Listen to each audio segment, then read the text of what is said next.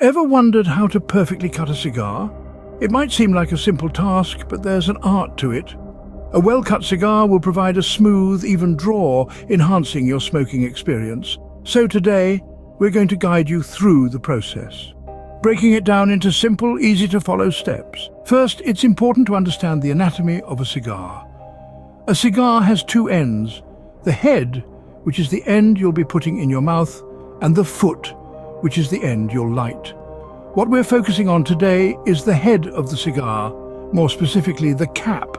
This is a piece of tobacco leaf used to seal the cigar, and it's what you'll be cutting.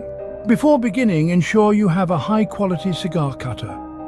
Guillotine cutters, also known as straight cutters, are most commonly used and recommended for beginners. They provide a straight cut across the cap, which is ideal for most cigars. So, onto the cutting process. Hold the cigar in one hand and the cutter in the other.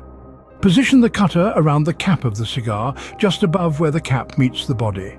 This is typically about 1/16 of an inch from the end of the cigar. Be careful not to cut too far down, as this can cause the cigar to unravel. Apply gentle pressure to the cutter. You want a smooth, clean cut, not a chop. The goal is to slice through the cap of the cigar, not crush it. Once you've made your cut, carefully remove any loose tobacco. Now it's time to test the draw. Place the cut end of the cigar in your mouth and take a gentle puff. The draw should be smooth, not too tight and not too loose. If it's too tight, you may need to make a slightly deeper cut. But remember, it's always better to cut too little than too much.